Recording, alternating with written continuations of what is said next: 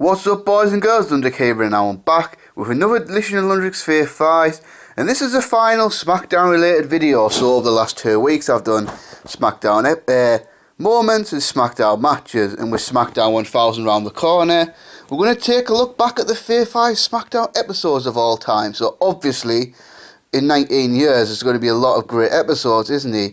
So a lot of great episodes are going to be missing, so I've narrowed it down to my Fave 5. So yeah, just rattle off a few honourable mentions before I get started. October 31st, 2002, that was a Halloween special.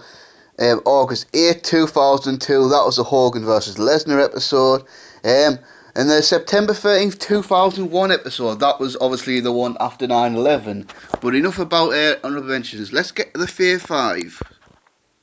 Coming in at number 5. We're going to go very early into Smackdown run, into September of 1999, so less than a month after Smackdown's official launch. Obviously, Smackdown launched at the end of August of 1999, after having a successful pilot in, I think it was April of 1999. Actually, I'll probably put the pilot episode on honourable mentions, but for this one, September 23rd, 1999, the go-home show to Unforgiven 2009, and really just an interesting time to be a wrestling fan. I mean, obviously, 1999, the WWF's popularity just exploded.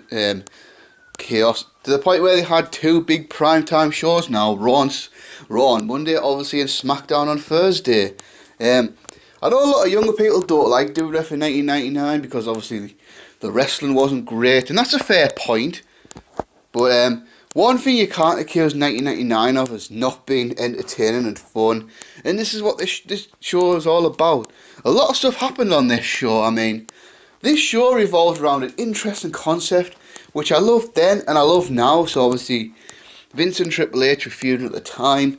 I think it was just a couple of weeks ago that Vince had beaten Triple H to become the World Wrestling Federation champion, but then Vince had vacated the title. Then we had this big 6-pack challenge match coming up for Unforgiven for the vacant WWF Championship. And the only thing I cannot remember why, but at some point Triple H was out the match. Can't remember if he lost a match to be taken out the match, or Vince had just decided to take him out the match, or whatever. I can't remember. But Vince dangled a hell of a carrot over Triple H to get back into the match. He would have to face all the other 5 members of the 6-pack challenge in their specialty match, and if he won 3 out of the 5 matches, he would get back into the match. So this is really what this show revolved around. We had let's think. So we faced the Big Show in a chokeslam match. Now, chokeslam match wasn't actually a thing, but I guess Big Show didn't actually really have a specialty gimmick match, so they just thought, what's his finisher? Chokeslam. Okay, a chokeslam match then. So yeah, so obviously chokeslam match is really simple. You have to hit the chokeslam first. So he got beaten that. Then he faced off Kane in an Inferno match, and I'm pretty sure this is the only Inferno match ever on Smackdown. I could be wrong about that, but I don't think I am. And so he gets by Kane. Obviously he faces where he's ordered to face the Undertaker in a casket match, but he ended up facing his buddy Mideon and Viscera instead.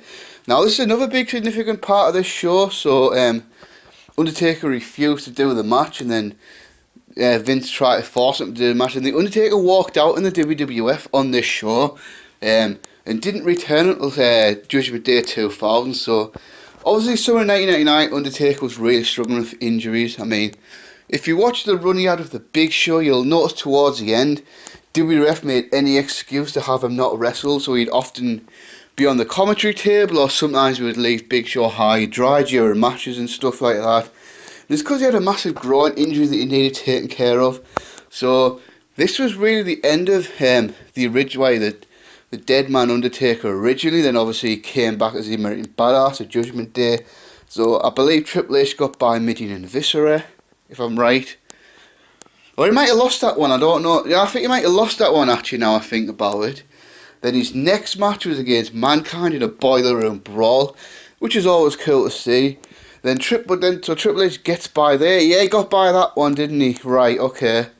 Yeah, I'm remembering right now. So some mystery guy pushed Mankind off like some of the stuff in the boiler room, and Triple H won that. And that led to the final match against The Rock, a Brahma Bull Rope match, with the British Bulldog as a special guest referee. Because that point, I believe at this show, Vince named the returning British Bulldog as The Undertaker's replacement for the six-pack challenge. And the less said about the British Bulldogs 1999 come back, the better, please. But at the end of that match, the British Bulldog turns on The Rock, and Triple H wins, and now it looks like Triple H and the Bulldog having a alliance going to Unforgiven. But there was a couple of more things that happened on this show, two notable things. One, the New Age Outlaws are reunited, pretty much out of nowhere, to be fair, to beat The Rock and Sock Connection to become the WWF Tag Team Champions. Maybe at the time it didn't really make any sense, but I think at the time we were just so happy to have the New Age Outlaws back that we're going to overlook stuff like that. So obviously they broke it up in 1999. Billy had went on to win the King of the Ring, and yeah, let's just say singles push didn't really turn out too well. Excuse me. Road Dogg was off for a few weeks with injury. The New Age Outlaws just randomly appeared back out of nowhere and won the tag team titles. Like I say, didn't make a ton of sense, but I think at that point people just want to see the New Age Outlaws back together. But it was cool. Then one last thing, there was a big First Blood match between Chris Jericho and Ken Shamrock, with Shamrock lost and having Jericho and Mr. Hughes laid a beat down on him. And that was actually it for Shamrock in the WWF. Shamrock left the WWF after this to go back to MMA and never came back, which obviously is a shame. I mean, I would have loved to have seen Shamrock return at some point in the ensuing years, but yeah, like I said, I think this show typifies a Vince Russo era 1999 show. Didn't always make a lot of sense. There wasn't really much wrestling on the show, but damn, it was fun and entertaining. I mean, if you just want to watch an entertaining episode of Smackdown from the Attitude Era, I would definitely suggest checking this one out. Coming in at number 4, we're going to stick with the Attitude Era in the pre-brand split days, and we're going to go to an episode that I really talked a little bit about 2 weeks ago, and that's April 27th, 2000, the go-home show to Backlash 2000, the show that Stone Cold Steve Austin made his return to destroy the DX Express. So I talked about this last week mainly, not last week, 2 weeks ago, but yeah, like I said then, this time period was pretty much my peak of being a wrestling fan. I mean, this was just such an amazing time. I mean, really was. WWF was on absolute fire. Just creative was fantastic. Had a great roster, great wrestling. Everything was good. And obviously Backlash 2000. Cannot wait to talk about that show in the future on this. I mean, I'm sure eventually something like a Backlash 2000 will definitely come up. Maybe 4 or 5 Backlash episodes next year. We'll see. But anyway, so I'll go over it like one more time, but I'll try not go into too much detail as I've already discussed this. So this show basically revolved around the return of Stone Cold Steve Austin. So obviously, since WrestleMania, The Rock had been fighting the McMahon-Helmsley regime. The Rock had gotten the title shot at Backlash to face Triple H, but he was really outnumbered. I mean, obviously, Triple H had Stephanie. Vince was going to be in Triple H's corner, and I believe at this point Shane maybe had already been announced as a referee, I don't recall. But then Linda McMahon, who was always considered the babyface McMahon, came out and made an announcement that obviously she feels The Rock's outnumbered and she's going to put someone in The Rock's corner to try and even up the odds, and that man would be Stone Cold Steve Austin. This was on the same Raw that Jericho kinda but really didn't win the WWF Championship, but the pop when she announced Stone Cold was absolutely incredible. I mean, obviously Austin had been off TV since getting run down in Survivor Series 1999, save for one interview from his house after his neck surgery. So fans were going absolutely bonkers at the prospect of Stone Cold Steve Austin coming back. And since then, I think on the Raw before, Vince had planted seeds of doubt in The Rock's head, asking if he'd really trust Stone Cold and all that. Then that SmackDown, The Rock came out and told him that Stone Cold was here tonight. And also, all the way through the night, it was building and building and building that last segment. McMahon Helmsley era were looking for Austin. There was various clues like someone had paged Triple H 316. Austin had planted a cardboard cutout there, which was awesome when Shane was starting to beat the cardboard cutout, acting like a tough guy. What else? Oh yeah, Shane fell into some beer cans that were lying around. Austin's aggression music was playing in a room, but it was actually a boombox. And I think he even had a rattlesnake there as well. So I just loved how the show's going on. Vince and the McMahons were getting more paranoid about Austin.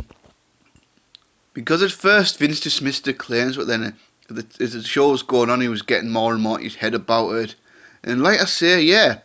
So I thought how they did it was absolutely brilliant, really, the whole build-up towards this. Then the last segment of the show, Austin was on the Titantron, or the Ovaltron back then, cut a promo about how the only side he's ever been on is his.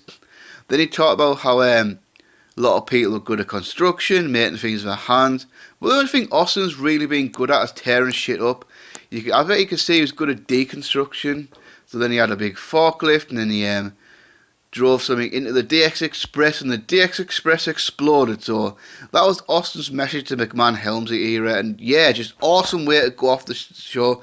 And if you're watching this show and you weren't excited for Backlash, there was probably something wrong with you.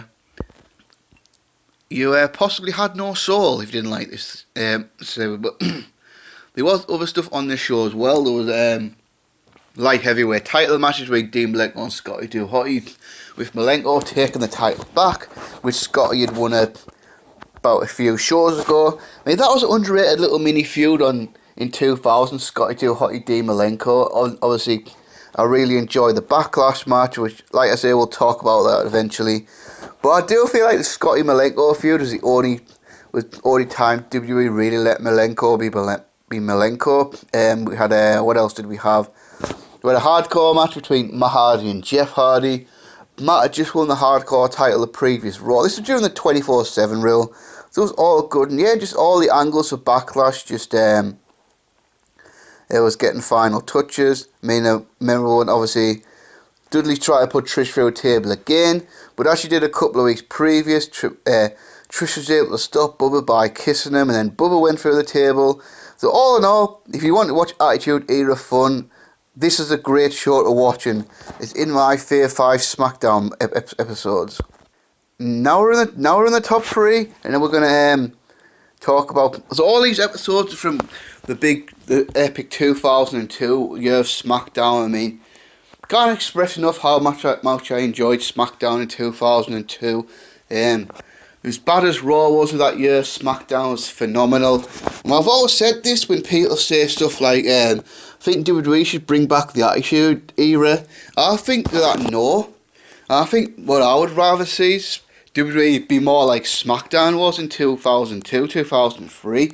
Because I just feel like they had an awesome balance of great wrestling, big characters, and like so they had a great balance between the wrestling and the entertainment, and they had a really great product. In the number 3 episode, I'm going to go for July 4th, 2002 edition. This is another one I touched upon a couple of weeks ago and talked about Smackdown moments, so I won't go on in big detail on this one. Well, I'll try not to, but I probably will. But there was 2 big things on this show, really. I mean, the first one, which I talked about a couple of weeks ago, was Hogan and Edge becoming the tag team champions.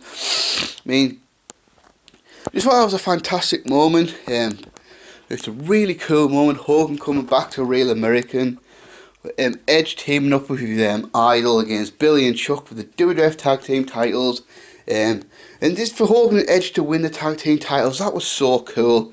I mean, like I said before, as a wrestling fan, how can you not relate to that? Being a wrestling fan like Edge was, growing up idolising Hulk Hogan, and here he is all these years later as an adult, become the tag team champions with them. I mean, but I'm pretty sure every wrestling fan could have been inspired by that story, and you could just see how much it meant to Edge, and how it was great for Hogan to get a tag team title run at that stage of his career as well. I mean, like I said before, I love Hulk Hogan's 2002 comeback. Thought it was awesome, especially for what it was. I mean, it's not like Shawn Michaels coming back and having 5-star matches, but it was fun as hell, wasn't it, really? But obviously another big match on this show was for the Undisputed Championship, Kurt Angle versus The Undertaker. So this was back in the early brand split days where we had one Undisputed Champion and he went to both shows, so he would wrestle on Raw and he'd wrestle on Smackdown. And I always preferred that. I mean, I always preferred that to having a WWE Champion and a World Heavyweight Champion. And I kind of wish he just kept it that way. And nowadays I really wish in the 2016 brand split they'd have kept it that way, because let's face it, the Universal title just, I don't know, it just hasn't, it's only up until now it's starting to really pick up some steam. But I think I'd prefer the last 2 years just to have one WWE champion. But that's just me, but I won't go into a rant about that. So Undertaker was now the Undisputed Champion, and he's in the big evil phase of his career, and that is probably, I always thought Undertaker's 2002 heel run maybe the most underrated time of his entire career. I really do. Obviously, because I think the American Badass gets shit on quite a bit. I'm not going to lie, I've probably shit on it a bit as well. But I think when he turned heel at the end of 2001, cut his hair and started being just a nasty heel, a bully, just really good stuff. And obviously the last real heel run of the Undertaker's career, I mean, you saw stuff like the great build-up of the match of Ric Flair at WrestleMania. We're coming to this one. So this was coming off the back with another successful title defense just days earlier on Raw. This was, obviously, I mean, this was 3 days after, a date after the memorable ladder match with Jeff Hardy on the July 1st edition of Monday Night Raw. I mean, that was an awesome match, and maybe we'll talk about that again in the future. But I just love how 1 week he's in a ladder match with Jeff Hardy, then he's in a wrestler match with Kurt Angle. It was obviously 2002. Kurt Angle was the best wrestler in the world, for me anyway. And this was a really good match. I would say probably not one of Kurt and Undertaker's better matches. Hell, not even one of Angle and Undertaker's best matches on Smackdown, because I really had two significantly better ones. I think first one obviously a year later in September 2003, and then one in, I think it was like March of 2006. That was a No Way Out 2006 rematch. But this was a really good match too, and with a really memorable finish as well. So Undertaker was going for the last ride, but Angle was able to counter it in an awesome triangle choke. So obviously this put the Undertaker down. Then it got to a spot where Taker had managed to get Kurt Angle onto his back. The referee made the count, but at the same time the Undertaker tapped out. So there you go, boys and girls. Next time Michael Cole tells you that Undertaker's never tapped out his career, he's lying to you. He tapped out here, so... And you got to give it credit, I mean, in a hand of some lesser workers, that spot could have looked so fake. But I think they did a good job of making the count and tapping out at approximately the same time. So we went on a little cliffhanger here. Who had won the title? And this was obviously, this disputed finish was the impetus of adding Kurt Angle into the scheduled Undertaker Rock match at Vengeance, making that a triple threat match. So yeah, that was a great way to end Smackdown. I think always been a big fan of cliffhanger enders. I think they always work. So yeah, this is a great episode of Smackdown, one you should definitely check out. Coming in at number 2, we're in the same month, July 2002, but this time the famous July 25th, 2002 edition of Smackdown. I mean, for me, this was really the start of the real golden era of Smackdown. I feel like from here till about WrestleMania 19 was probably the truly golden period of Smackdown history. I mean, don't get me wrong, it was still damn good after that, but I feel like that time frame, so this show till about WrestleMania 19 was the absolute peak golden period of Smackdown. This is obviously such a memorable episode for so many reasons. So at the time, WWE was in an interesting position. They had the brand split for a couple of months now, but then a couple of weeks ago, Vince had made massive changes. So at some point, because it started out with Flair and Vince owning both shows. Then eventually Flair and Vince had a match to take control of both shows, which Vince won. But then Vince obviously now owned Raw and SmackDown. But then Vince decided to give a general manager to each show. Now, SmackDown one was babyface Stephanie McMahon, which might sound horrible on paper, but it was actually pretty good. It wasn't great, but it was pretty good. But enough, obviously, on the Raw side, to the absolute shock of everyone, the very man that almost put the WWF out of business, Eric fucking Bischoff, showed up on Raw as the general manager of Raw. Now, Eric Bischoff working for the WWE has to be one of the most shocking things ever in pro wrestling. I mean, I know Vince has brought back certain guys that have fucked him over in the past, but you're thinking, no way is Vince going to bring Bischoff in. I mean, nobody's ever challenged Vince like Eric Bischoff in WCW. I mean, since Vince McMahon took over the company in 1982, only one man for a period of time has ever beaten Vince, and that was Bischoff. And it was personal.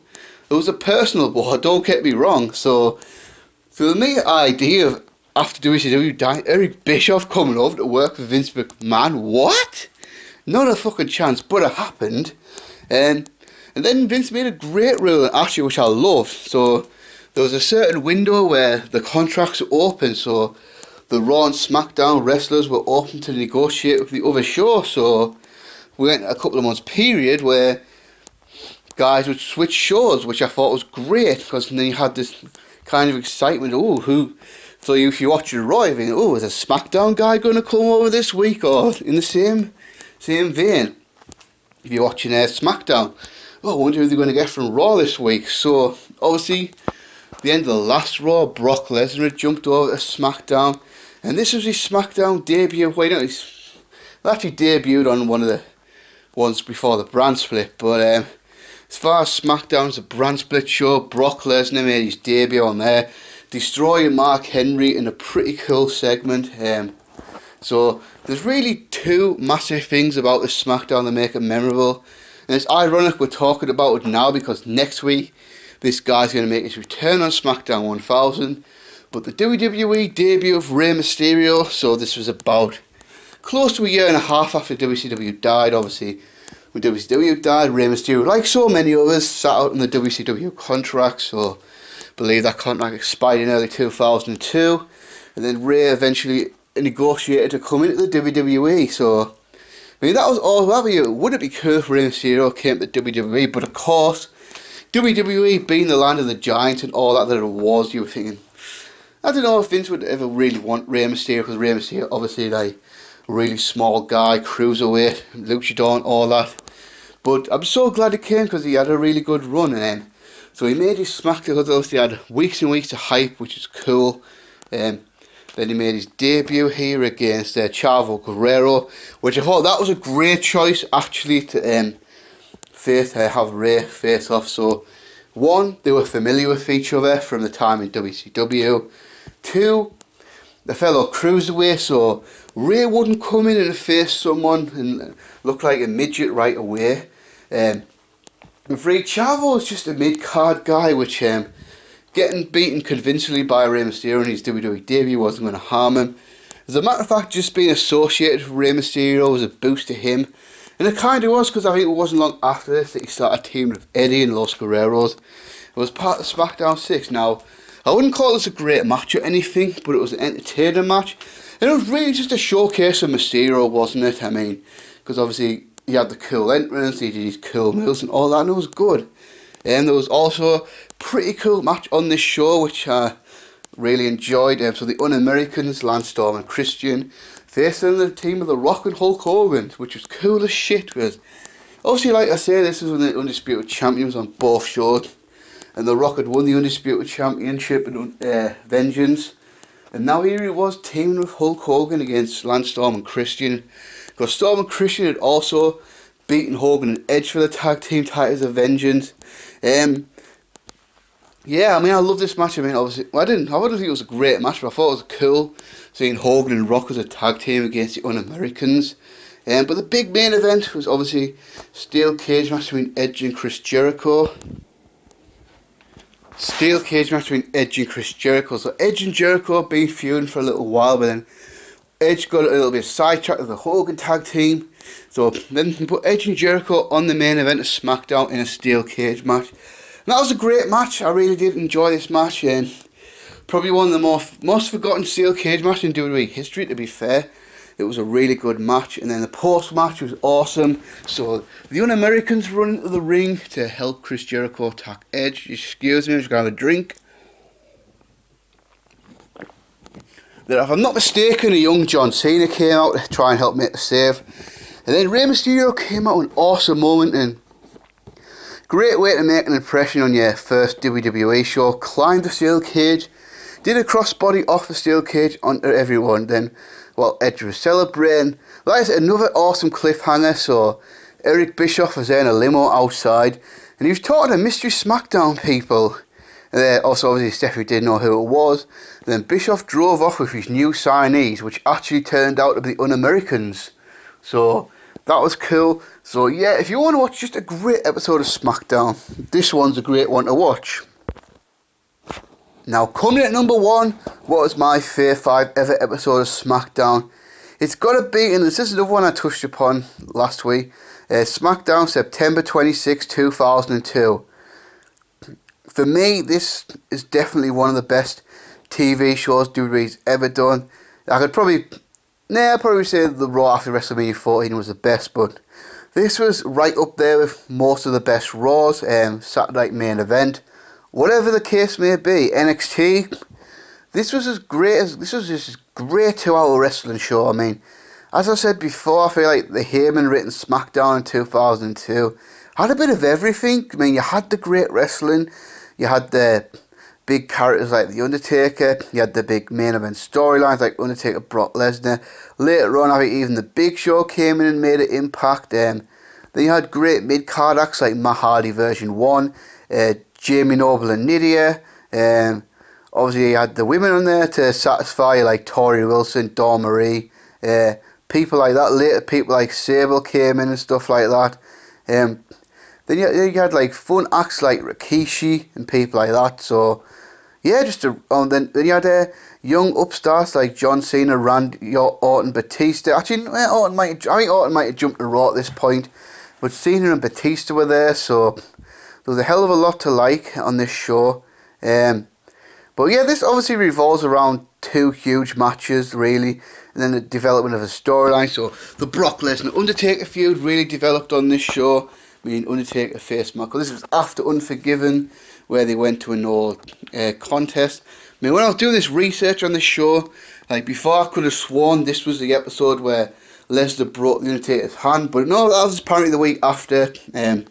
So Undertaker faced Matt Hardy, then Brock Lesnar laid out the Undertaker. Do think that was a really good feud in 2002, the Undertaker versus Brock Lesnar. I mean, obviously, probably the streak ending and things like that were more memorable, but I've preferred this version of the Undertaker Brock Lesnar to that one personally. What else did we have on the show? We had a bikini contest between Tori Wilson and Nydia, which was kind of fun. And I'm pretty sure Billy and Chuck were the judges in that, because this was right after Billy and Chuck came out as being straight. Yeah, it's Billy and Chuck. If you want to know what I'm talking about, look it up. It's pretty weird stuff, but pretty memorable at the same time. So obviously, the match everyone talks about on this show, Edge versus Eddie Guerrero. I talked about this one last week, but just an absolute classic, and still my favourite SmackDown match ever. I mean, this was just an unbelievable match to watch. If you haven't seen that match, check it out. Awesome stuff. And then the main event between Kurt Angle versus Rey Mysterio versus Chris Benoit. For a triple threat match, that was just unbelievable for I think it was like 10 minutes or so, but it was a fucking awesome match.